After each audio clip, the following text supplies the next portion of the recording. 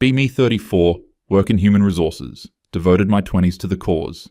I've read every article, attended every workshop, made it my mission to make spaces safer, genuinely believed I was helping create a better world.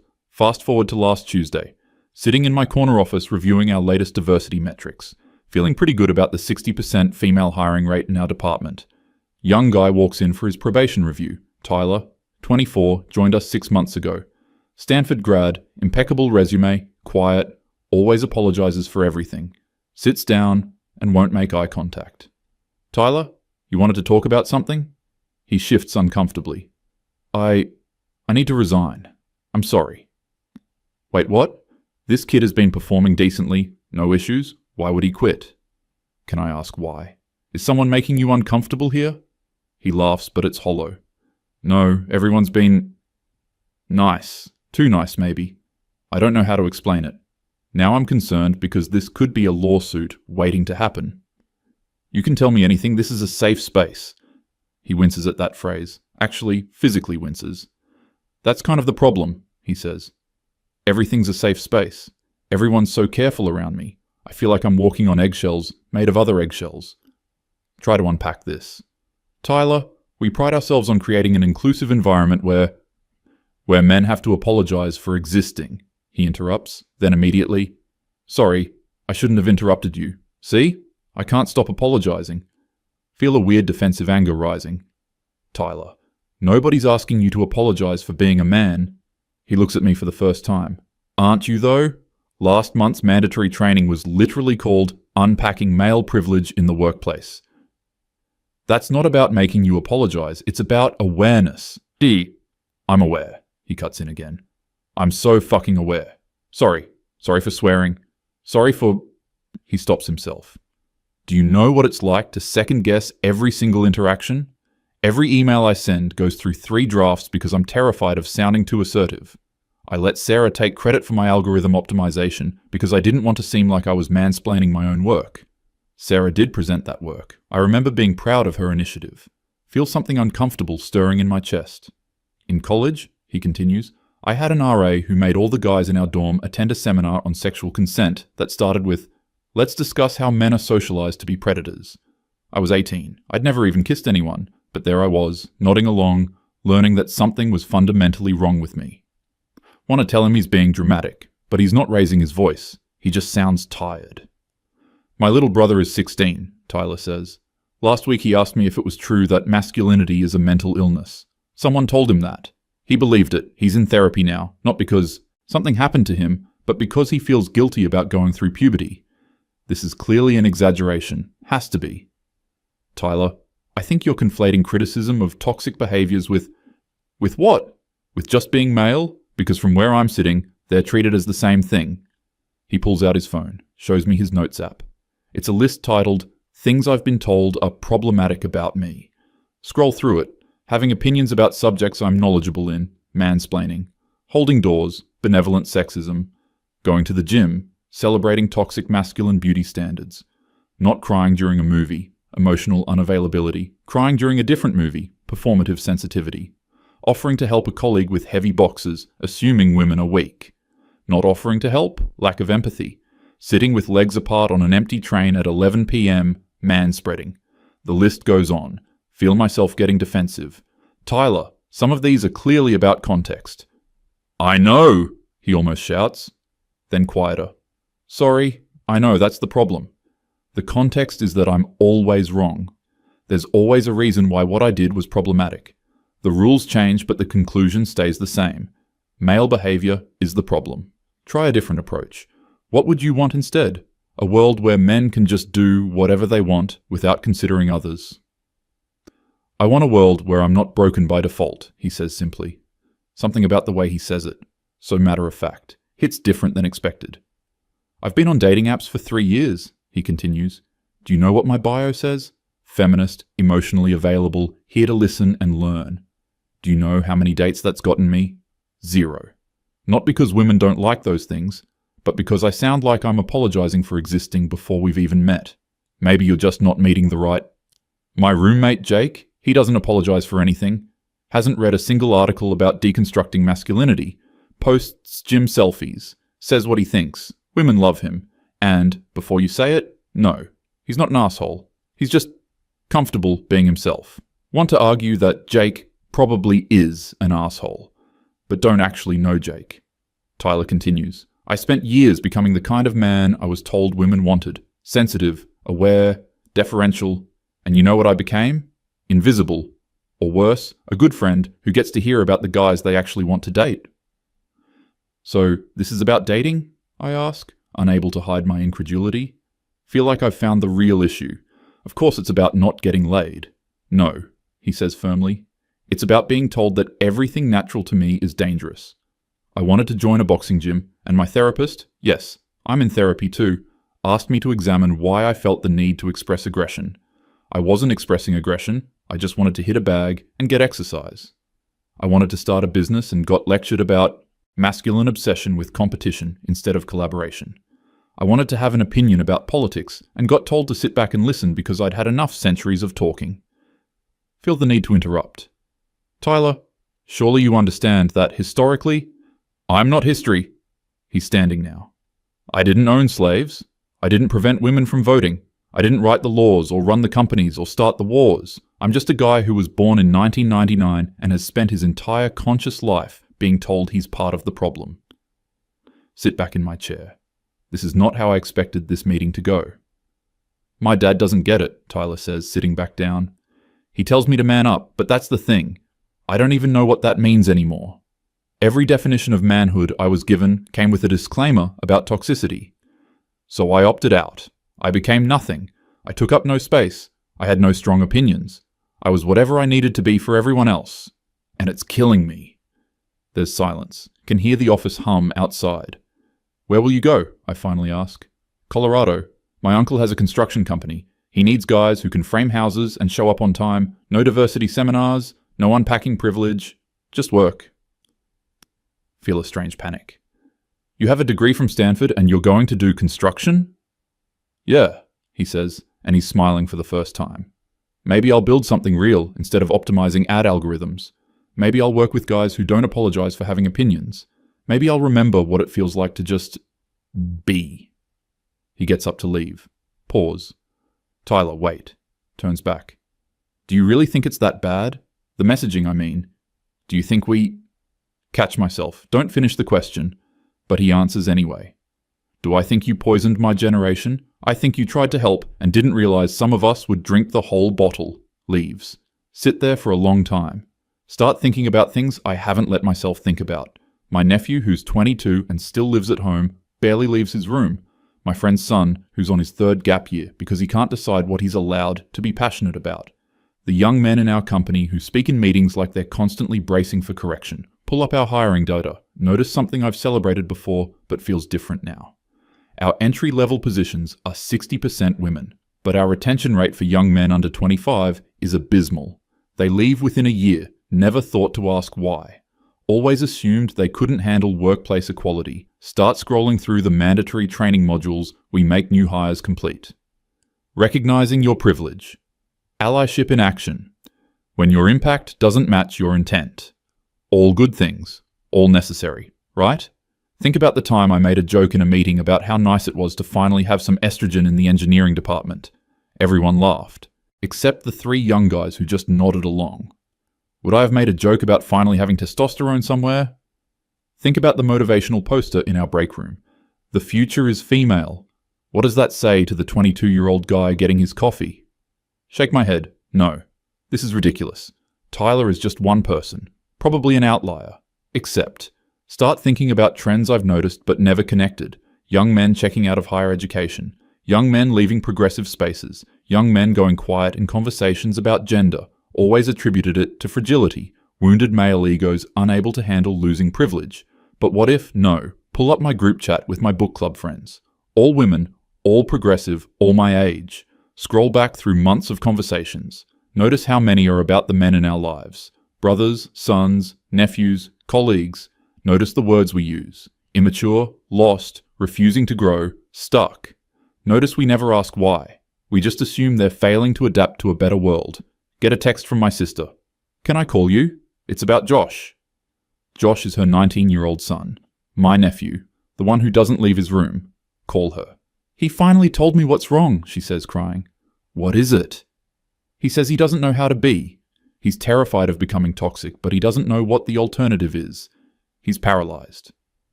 Feel something crack in my chest. Did something happen? Did someone tell him? That's the thing, she interrupts. Nobody had to tell him directly. It's everywhere. It's in his classes, his social media, his friend groups. The message that there's something fundamentally wrong with being a young man. But we never said that, I protest. We said toxic masculinity, not masculinity itself. Can you honestly say you made that distinction clear? Or did we just assume everyone would understand the nuance while we posted things like men are trash and kill all men as jokes? Remember laughing at those jokes? Remember thinking men who couldn't take those jokes were proving the point? He told me, my sister continues, that he wishes he'd been born a girl. Not because he feels like a girl, but because then people would assume the best about him instead of the worst. Have to sit down. Sarah, I don't think we meant... I know we didn't mean this, but we did it anyway. We were so focused on smashing the patriarchy that we didn't notice we were hammering a bunch of kids who never built it. Hang up, sit in my office as it gets dark outside. Start going down a rabbit hole online. Look up men's mental health statistics, suicide rates, educational attainment, workforce participation, loneliness epidemic. All the trends going the wrong direction. Find forums where young men talk to each other. Expect to find the toxic cesspools I've been warned about. Some of that is there, but mostly find guys who sound like Tyler, confused, hurt, trying to figure out how to exist. One post. I'm 23 and I've never approached a woman because I'm terrified of making her uncomfortable. I've also never been on a date. I don't know what to do. Another. My professor said men need to sit back and make room for other voices, so I stopped participating in class. Now I'm failing because of lack of participation. I can't win. Another. I cried in front of my girlfriend because everyone says men need to show emotions. She broke up with me a week later and told her friends I was weak. They all agreed. Close the laptop. Feel sick. Think about my own dating life. The men I've dated. The ones I respected versus the ones I was attracted to. Uncomfortable truths emerging. The guys who listened to everything, agreed with everything, supported everything. Friend-zoned. The guys who challenged me, had strong opinions, took up space. The ones I wanted. Remember a date from 2 years ago? Guy named Marcus. Told me about his startup idea. Was passionate, animated, clearly excited. Remember feeling annoyed. Told my friends he monopolized the conversation and didn't ask enough about me. There wasn't a second date, but was that fair? Or was I uncomfortable with unbridled male enthusiasm? Think about what I claim to want versus what I respond to. Think about the mixed messages. Be vulnerable but not weak. Be confident but not arrogant. Be passionate but not domineering. Be masculine but not toxic. Have opinions but defer to ours. Take up space but not too much. Lead but from behind. Start crying. Don't even know why at first. Then realize. Realize I've spent a decade being so sure. So certain about what was wrong with the world, so focused on my own experiences and my own pain, that I never stopped to ask if the medicine had side effects, never stopped to wonder if you could overcorrect. Pull up a document, start writing. Don't know what it is yet, just need to process. I think we made a mistake. Delete it. Sounds too simple. Try again. I think in our rush to deconstruct toxic masculinity, we deconstructed masculinity itself.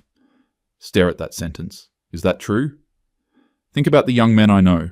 Really think about them. They're not toxic. They're not aggressive or domineering or sexist. They're nothing. They're ghosts. Apologizing for existing. Asking permission to have opinions. Sitting in the back. Opting out. Disappearing. Remember a meeting 6 months ago. Pitched an idea for a mentorship program. Women mentoring women in tech. Got approved immediately. Got funding. Got resources. Got celebrated. One of the young guys asked afterward if there would be a men's mentorship program. Laughed at him. Actually laughed. Said, "Men have had mentorship since the beginning of time. It's called history." He never asked about anything again. Now wondering what he needed. What question he was really asking. Whether he was looking for guidance on how to navigate this new world. And I shut him down with a quip. Get up. Walk through the empty office. Look at the posters, the messaging, the culture we've built. All positive. All inclusive, all celebrating women and marginalized groups, nothing for half the population. No, wait. That's not fair. There are things for men.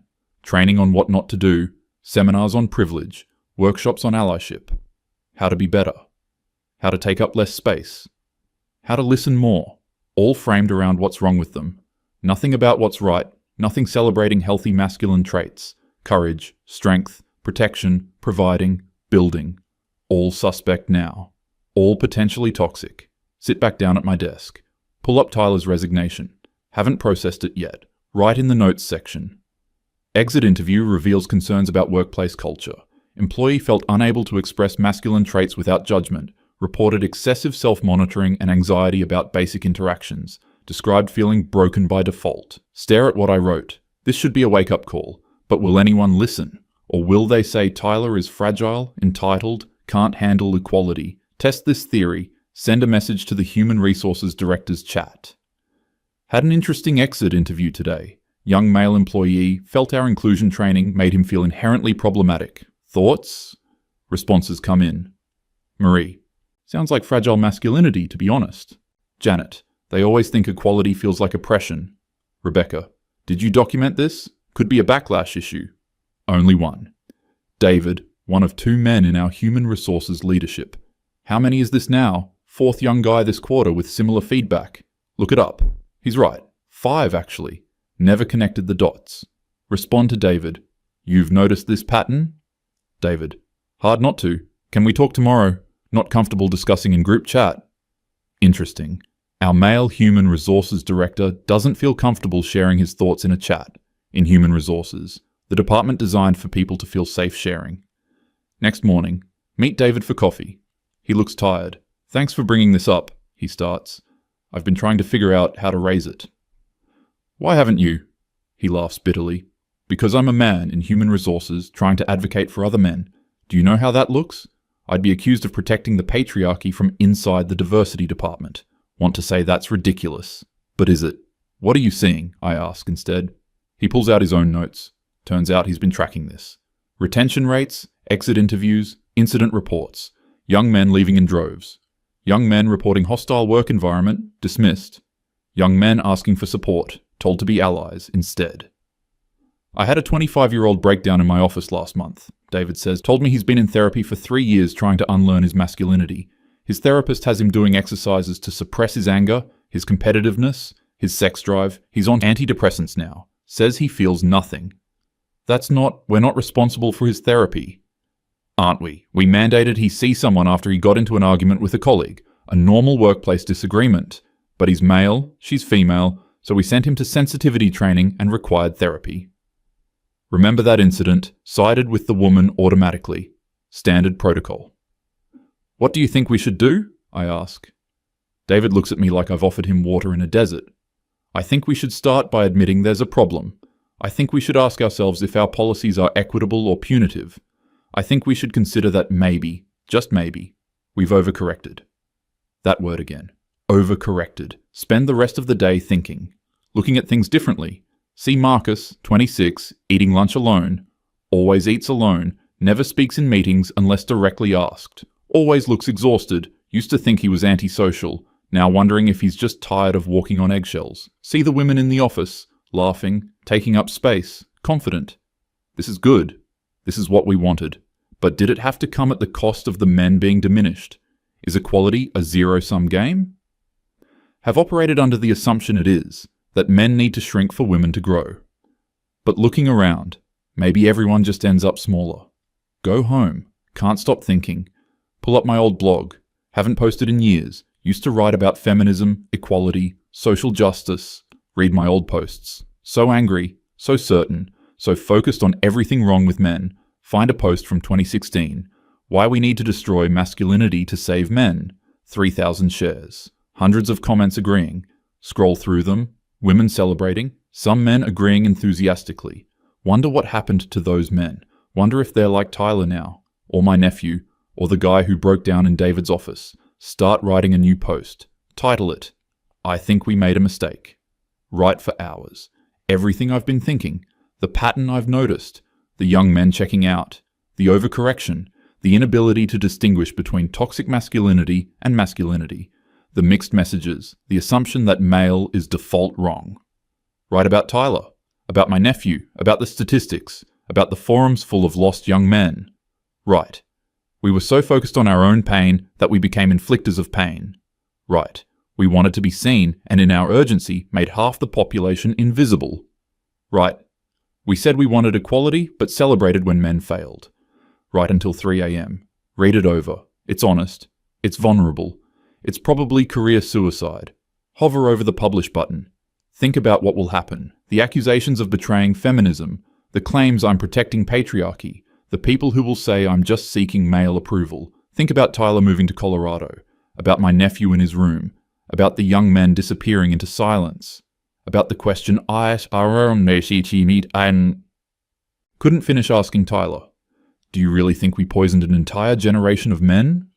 His answer, I think you tried to help and didn't realize some of us would drink the whole bottle. Hit publish, close the laptop, don't sleep, check the post in the morning. 200 comments already. Brace myself. Half are exactly what I expected. Internalized misogyny. Pick me energy. Couldn't handle being one of the good ones. Men don't need defending. But the other half. Women saying, I've noticed this too. Women saying, my son is struggling with this. Women saying, thank you for saying what I was afraid to. And men, so many men, young men saying, this is exactly how I feel. Saying, I thought I was the only one. Saying, I've been waiting for someone to notice. One comment from a 23-year-old. I'm in college and I've never raised my hand in class. I wrote my opinions once in a paper and got accused of male aggression in my writing style. I don't know how to write differently, so now I just agree with whatever the professor says. I'm getting straight A's and learning nothing.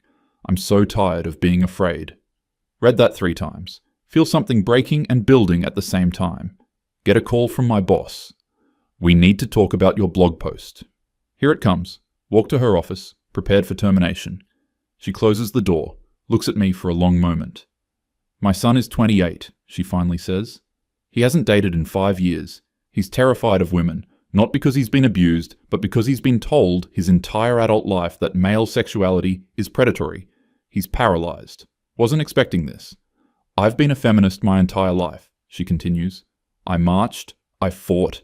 I raised my son to respect women, to listen, to be aware of his privilege, and somehow he ended up believing he has no right to want anything, no right to pursue anyone, no right to take up any space. She's crying. I don't know how we fix this, she says, but we have to try, because we did this. Our generation did this to theirs. Sit with that. We did this. With good intentions. With righteous anger at real injustices. With genuine desire for a better world. But we did it nonetheless. What do we do? I ask. She wipes her eyes. I don't know, but maybe start by admitting it. Maybe stop treating masculinity itself as the problem. Maybe make space for young men to exist without apology. Nod. Go back to my office. Send an email to Tyler. You were right. I'm sorry. I hope Colorado is good to you. I hope you build something real. And I hope someday someone builds workplaces where people like you don't have to choose between being yourself and being employed. He responds an hour later. Thank you. That means more than you know. For what it's worth, I don't think you're a bad person. I just think you're part of a generation that was so focused on the fight that you didn't notice who was in the crossfire. Read that sentence over and over. Who was in the crossfire? The young men who inherited the blame for systems they didn't create, who tried to be what we told them to be, who suppressed themselves into nothing, who disappeared. Think about how to move forward. Realize I don't have all the answers. Maybe that's the first step. Admitting I don't know. That the certainty I had was false. That the world is more complicated than oppressor and oppressed. That you can be right about the problem and wrong about the solution. That good intentions can still cause harm.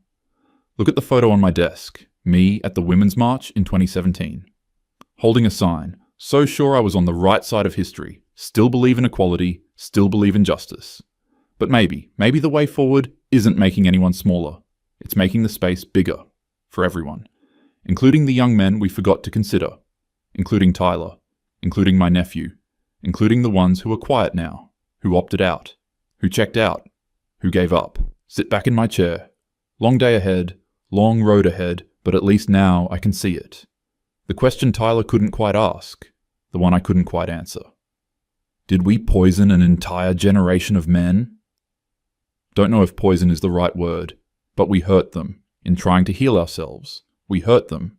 And now Now we have to figure out how to acknowledge that, without losing sight of why we started fighting in the first place, how to make room without giving up ground, how to lift everyone up instead of pushing anyone down.